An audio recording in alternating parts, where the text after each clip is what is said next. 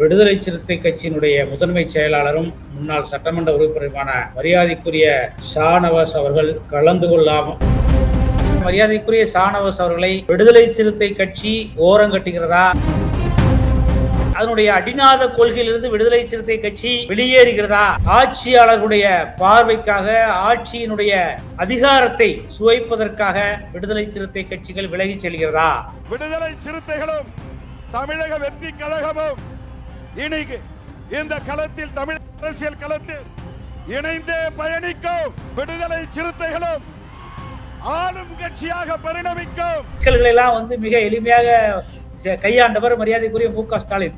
அப்போ அவருக்கு அரசியல் களம் தெரியும். அதனால அவர் காங்கிரஸ் கட்சியை தூக்கி போடுவது விடுதலை சிறுத்தை கட்சியினுடைய தலைவர் அவ்வளவு ஈஸியா புறந்தள்ளிட்டு போயிட முடியாது. இந்த ஆட்சி எப்படி வந்துச்சுன்னு யாருக்கும் தெரியாது. ஆனால் இது ஒரு பாசிச ஆட்சி. அவர் சொன்ன மாதிரி ஒரு பாயாச ஆட்சி, பாசிசமும் பாயாசமும் கலந்த ஒரு ஆட்சியா இருக்கு. அதனால இந்த ஆட்சியை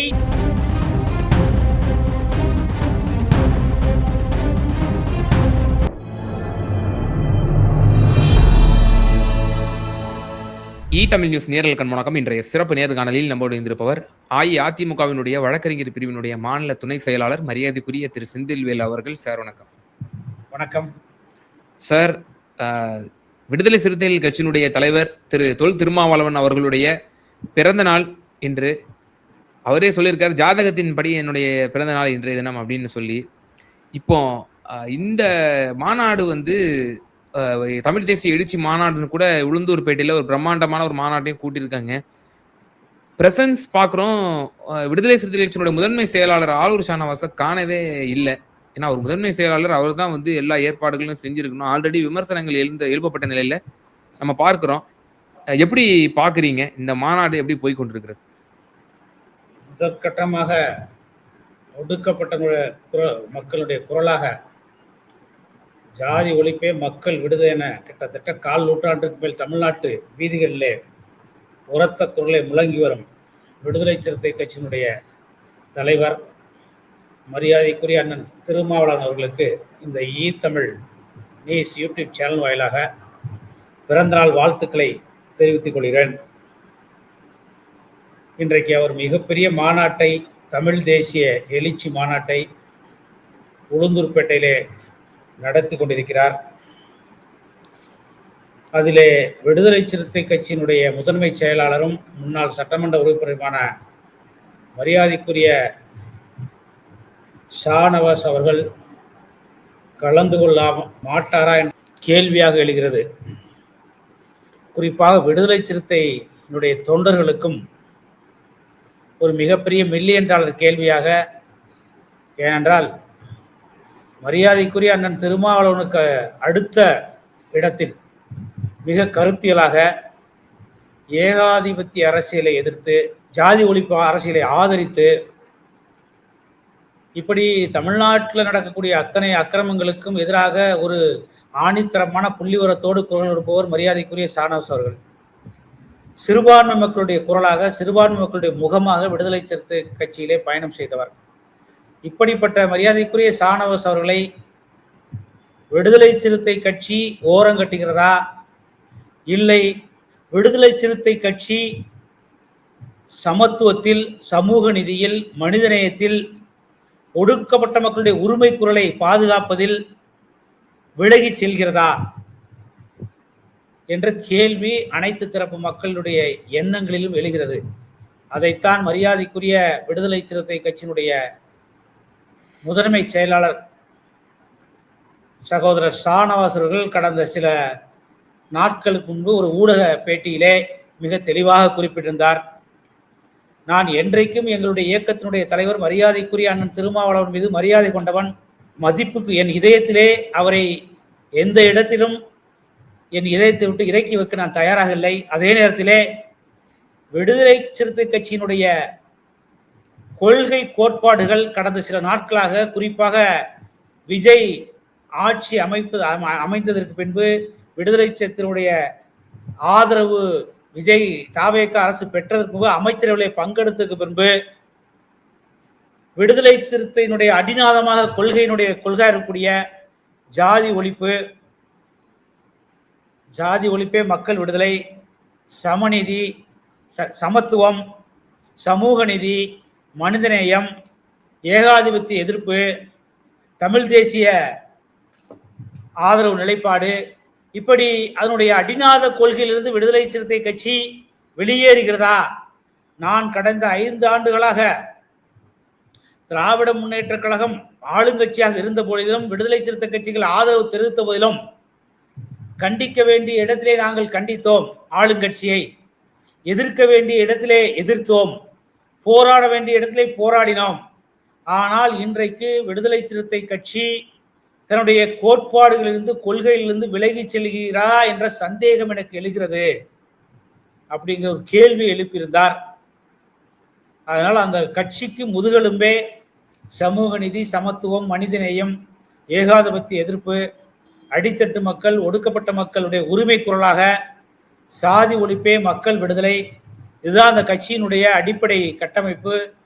அந்த கட்சி முழங்குகிற சங்கநாதம்.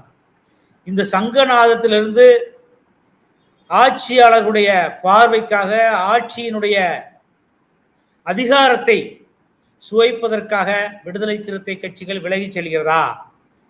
இதுதான் கொஸ்டின். அதனால இங்கே வெல்லப் போவது யார்? விடுதலை சிறுத்தை கட்சியினுடைய ஆட்சியும் அதிகாரமும் அதிகார பசியும் வெல்லப் போகிறதா? இல்லை மரியாதைக்குரிய ஷானவாஸ் போன்ற சமூக நீதியின்பால் நம்பிக்கை கொண்டவர்கள், சமத்துவத்தின்பால் நம்பிக்கை கொண்டவர்கள், மனிதநேயத்தின்பால் நம்பிக்கை கொண்டவர்கள், ஏகாதிபத்திய எதிர்ப்பில் எப்பொழுதும் நம்பிக்கை கொண்டவர்கள், ஒடுக்கப்பட்ட மக்களுடைய உரிமை குரலை பட்டி தொட்டி எங்கும் பறைசாற்றுவர்களாக இருக்கக்கூடிய விடுதலை சிறுத்தை கட்சியினுடைய 2ஆம் கட்ட தலைவர்களுடைய எண்ணங்கள் வெல்லப் போகிறதா? இதுதான் இன்றைக்கு தமிழ்நாட்டு மக்களுடைய கேள்வி, விடுதலை சிறுத்தை கட்சியினுடைய அடிமட்ட தொண்டர்களுடைய கேள்வி. இதற்கு விடை சொல்லப் போகிறதா உளுந்தூர்பேட்டை மாநாடு? விடை சொல்ல போகிறதால் தமிழ் தேசிய மாநாடு? மரியாதைக்குரிய விடுதலை சிறுத்தை கட்சியினுடைய தலைவர் ஆட்சி அதிகாரத்தை ருசி பார்ப்பதற்காக தன்னுடைய கொள்கை கோட்பாடு விலகி செல்கிறாரா? இல்லை ஷானவாஸ் போன்ற 2ஆம் கட்ட தலைவர்களுடைய உண்மையான உணர்வுகளுக்கு மதிப்பளித்து சமூக நீதி, சமத்துவம், மனிதநேயம், ஏகாதிபத்திய எதிர்ப்பு, ஜாதி ஒழிப்பு களம், இப்படி ஒடுக்கப்பட்ட மக்களுடைய உரிமை குரலுக்கு உணர்வளித்து இன்றைக்கு பாசிஸ்டுகளை போல ஆட்சி நடத்தி கொண்டிருக்கிற விஜயை விட்டு வெளியே வந்து இந்த ஒடுக்கப்பட்டவர்களுடைய உரிமைகளை பாதுகாக்க குரல் எடுக்க போகிறாரா என்பதை பொறுத்திருந்து பார்ப்போம். சார், இப்போ அவரோட பிரசன்ஸ் எப்படி ஒரு மிகப்பெரிய ஒரு கொஸ்டினாவும் இருக்கு, பெரும் விவாதத்தை ஏற்படுத்தியிருக்கு. இப்போ இன்றைய தினம் அவருடைய பிறந்த நாள் வாழ்த்து, அதுல முன்னாள் முதல்வர் மு.க. ஸ்டாலின், சகோதரர் திருமாவளவன் அப்படின்லாம் சொல்லி கூட்டணியை விட்டு வெளியேறிய ஒரு தலைவரை பார்த்து ஒரு கண்ணியமான வார்த்தைகளை கொண்டு வர்ணிச்சிருக்கிறார் அவருடைய பிறந்த நாள் வாழ்த்துல. இதே ராகுல் காந்திக்கு பிறந்த நாள் வாழ்த்து சொல்லும் போது ஒரு கடமைக்கு ஜஸ்ட் ஒரு விஷயம் சொல்ற மாதிரி சொல்லிட்டு போயிட்டாங்க. பட் ஆனா திருமாவளவனுக்கு அந்த அணுகுமுறை பண்ணல. சகோதரர் திருமாவளவன் அப்படின்னு குறிப்பிட்டிருக்காரு.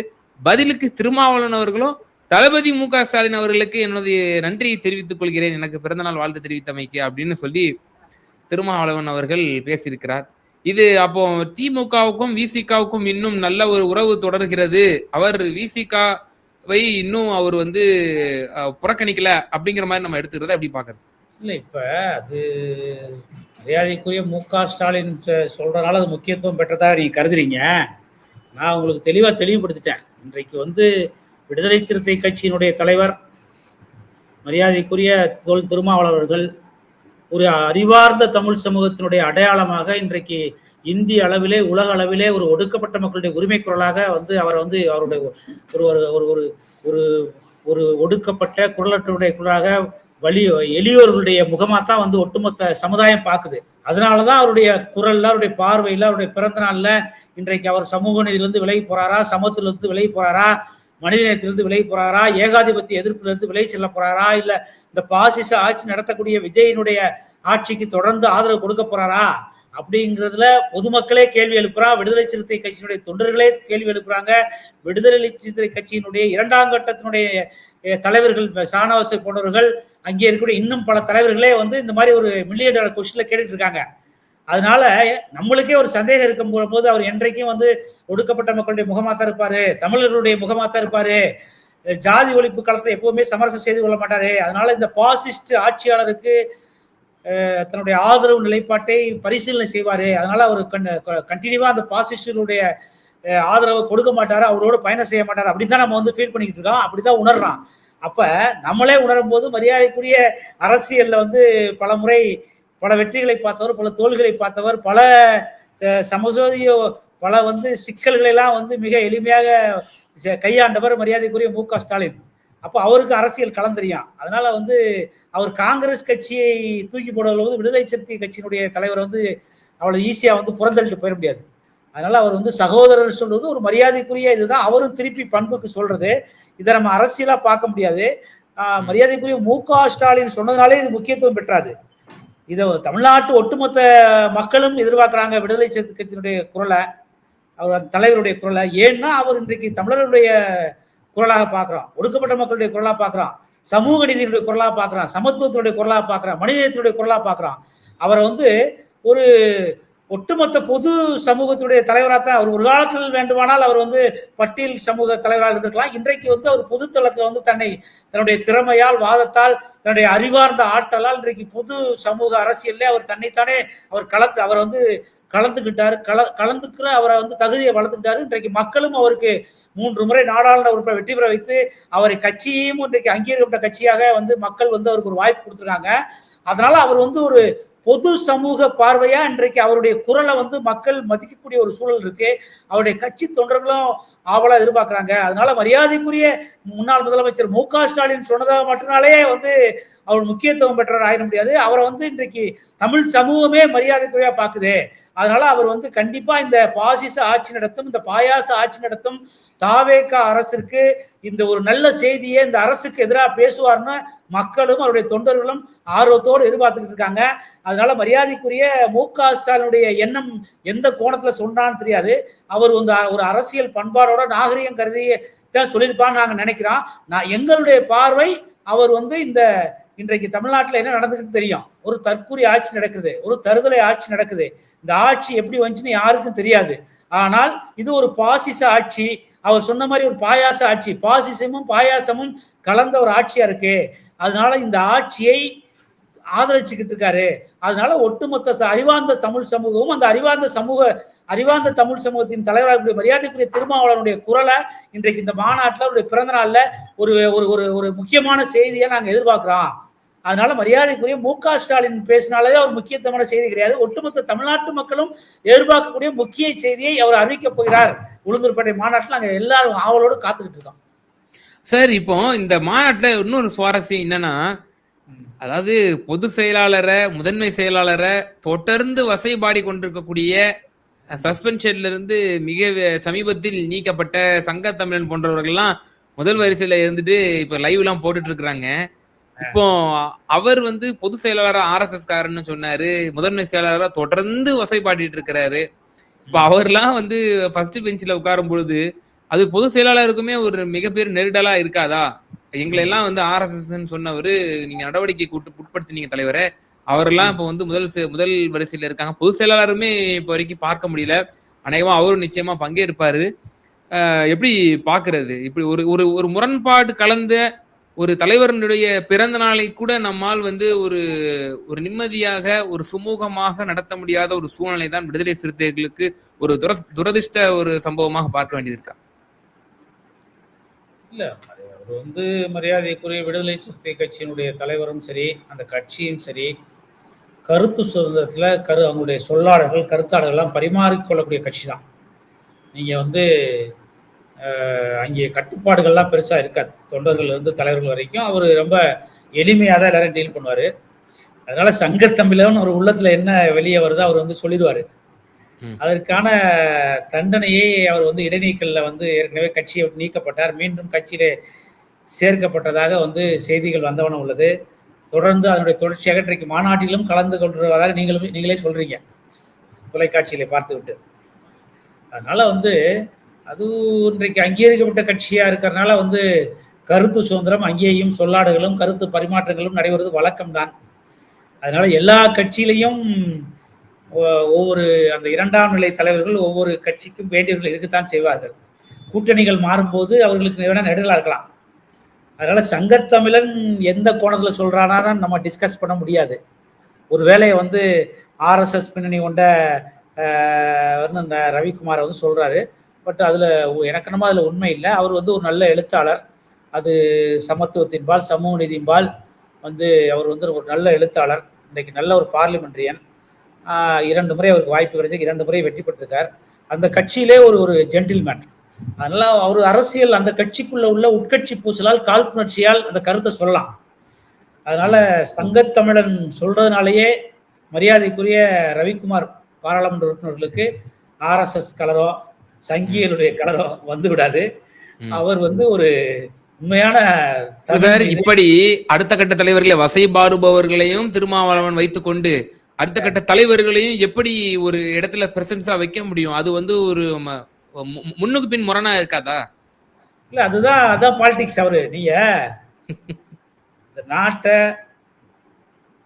சுரண்டி கொள்ளையடிக்கிற லாட்டரி கும்பலுக்கு ஏகாதிபத்திய அரசியல் பேசுகிற அண்ணன் திருமாவளவன், சமூக நீதி அரசியல் பேசுகிற அண்ணன் திருமாவளவன், ஒடுக்கப்பட்ட மக்களுடைய உரிமைகளா பேசுகிற திருமாவளவன், இப்படி அனைத்து தர மக்களுடைய எங்கே பாதிக்கப்பட்டாலும் அவருடைய கால்கள் தமிழ்நாட்டு தெருக்களுக்கு பயணிக்கும்.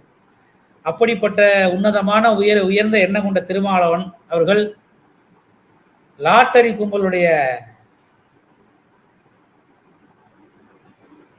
மருமகன் மரியாதைக்குரிய ஆதவ் அர்ஜுனா அவர்கள் அந்த இயக்கத்திற்கு விருப்ப மனு போட்ட போது அந்த இயக்கத்திலே இணைத்து கொண்டு துணை பொதுச் செயலாளராக்கி அவரை கொஞ்ச நாள் அந்த இயக்கத்திற்கு மாநாடுகள் நடத்துவதற்கு, கட்சி நிகழ்ச்சி நடத்துவதற்கு, சில பல வேலைகளுக்காக முக்கியத்துவம் பெற்று